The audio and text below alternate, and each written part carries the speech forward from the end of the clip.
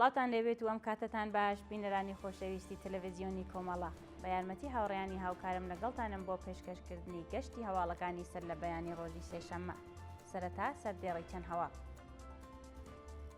بەرزبوونەوەی ژمارەی هاوڵاتیانی کوردی گیانبەخکردوو لە ڕۆتی ناڕەزایەتیەکانی مانگی بەفرانبار، پێوەستبوونی بەندکراوانی زیندانی گورگان بە هەڵمەتی سێشەمەکانی نابۆ سێدارە، بەرزبوونەوەی ڕێژەی دەست بەسەرکرانی هاوڵاتیان لە ئێران و کوردستان، هشداری یونیسف سەبارەت بە کوژران و برینداربوونی کۆمەڵێکی زۆر لە منداڵان لە ڕۆتی ناڕەزایەتیەکانی بەفرانباری ئەمساڵ، و داخوازی بەڕێوەچوونی دانوستان لەگەڵ ئەمریکا لەلایەن ڕژیمی کۆماری ئیسلامیەوە.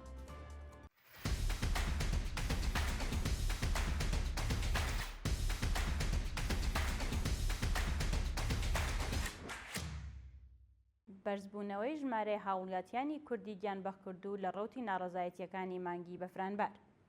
لە ڕۆژانی ڕابردوودا لە بەردەوامی سەرکوتی خەڵکی ناڕازی لە ئێران 8 هاوڵاتی کورد لە شارە جیاوازەکانی ئێران و کوردستان گیانیان بەخت کردووە.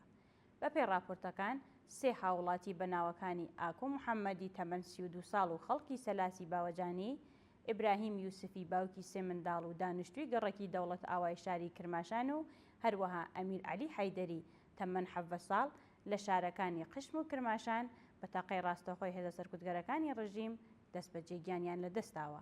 هاوکات 5 شارومەندی دیکە بەناوەکانی عەلی ڕەزا سەیدی، سەلام میرانی، ئیبراهیم ئەحمەد پوریان، محەممەد زەمانی و بورهان سەیدی بە هەمان شێوە و بە تاقەی هێزەکانی ڕژیم گیانیان بەخت کردووە.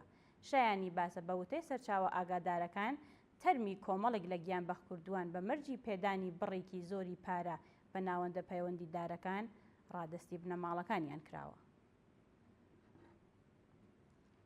پشتیوانی کەیهان کەلهۆر لە خۆپیشاندانی خەڵکی ناڕازی لە ئێران. بەپێی راپۆرتەکان کەیهان کەلهۆر هونەرمەندی ناسراوی کورد بە دانانی پۆستێک لە تۆڕی کۆمەڵایەتی ئیکس پشتیوانی لە خۆپیشاندانی خەڵکی ناڕازی لە ئێران کرد. بەپێی ئەو وێنانێ بەدەستمان گەیشتون ئەو هونەرمەندە ئاماژەی بەوە کردووە کە پێویستە هونەرمەندان لە ئێران، کوردستان و دەرەوەی وڵات پشتیوانی لە هەوڵی ئازادیخوازی ناڕازیان لە کوردستان بکەن. ناوبراو لە بەردەوامی وتەکانیدا جەخ لەسەر ئەوە دەکاتەوە کە پێویستە ڕژیمی جەنایەتکاری کۆماری ئیسلامی کۆتایی بە سەرکوتی ناڕازیان بهێنێت و هەروەها خوازیاری پێڕاگەیشتنی ڕێکخراوە نێودەوڵەتیەکان لەسەر پێشێلکاریەکانی ڕژیم بوو. پەیوەستبوونی بەندکراوانی زیندانی گورگان بە هەڵمەتی سێشەمەکانی نابۆ سێدارە. بەپێی هەواڵی گەیشت و بەندکراوانی ڕاگیراو لە زیندانی ناوەندی گورگان دژ بە سەپاندنی حکمی سێدارە بەسەر زیندانیان پێوەست بە هەڵمەتی سێشەمەکانی نابۆ سێدارە بوون.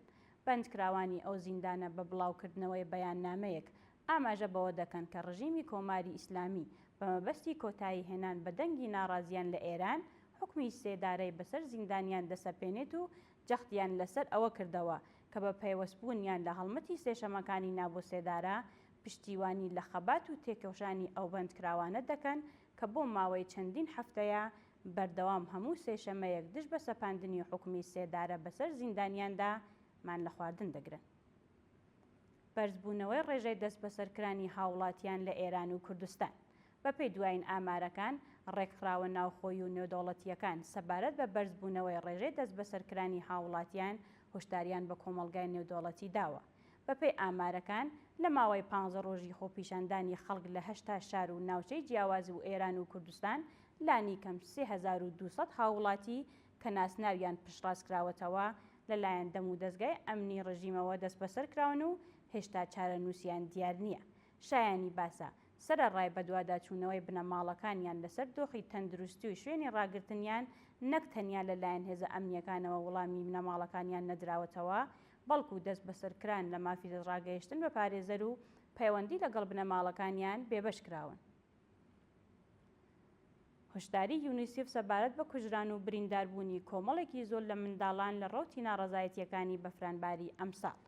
بەپێی راپۆرتەکان یونیسف سندوقی منداڵانی نەتەوە یەکگرتووەکان سەبارەت بە سەرکورد، کوژران و برینداربوونی منداڵان لە ڕۆتی ناڕەزایەتیەکانی بەفرانباری ئەمساڵدا هشداریان بە ڕێکخراوە نێودەوڵەتیەکاندا.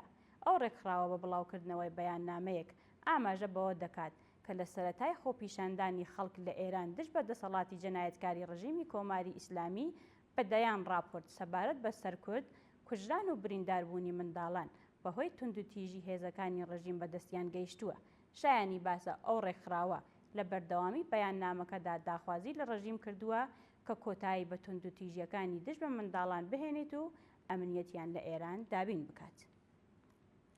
دوایین هەواڵمان سەبارەتە بە داخوازی بەڕێوەچوونی دانوستان لەگەڵ ئامریکا لەلایەن ڕژیمی کۆماری ئیسلامیەوە. ڕۆژی ڕابردوو دۆناڵد ترامپ سەرۆک کۆماری ئامریکا لە کۆبوونەوەیەکی ڕۆژنامەوانیدا ڕایگەیاند کە ڕژیمی کۆماری ئیسلامی لە پەیوەندیکی تەلەفۆنیدا خوازیاری بەڕێوەچوونی دانوستانێک لە نێوان ئەو دوو وڵاتەدا بووە. ناوبراو لە کۆبوونەوەکەدا ئاماژە بەوە دەکات کە سەرەڕای داخوازی ڕژیمی کۆماری ئیسلامی بۆ بەڕێوەچوونی دانوستان هێشتا بژاردەی سەربازی دژ بە ئەو ڕژیمە لە ئارادایە و ئەگەری هەیە پاش هێرشێکی سەربازی لەگەڵ کۆماری ئیسلامی دانیشتن بکەن. شایانی باسە لە ماوەی چەند ڕۆژی ڕابردوودا ئەرتەشی ئامریکا لە وڵاتانی دەوروبەری ئێراندا بورن جۆڵەیەکی سەربازی گەورەی کردووە و بە وتەی کارناسان ئەگەری هەیە لە ڕۆژانی داهاتوودا هێرشێکی سنووردار بۆ سەرناوچە هەستیارەکانی کۆماری ئیسلامی ڕووبدات. بینەرانی عەزیز و خۆشەویست، هەواڵەکانتان پێشکەش کرا. کات و ساتێکی خۆش بۆ هەموو لایەکتان.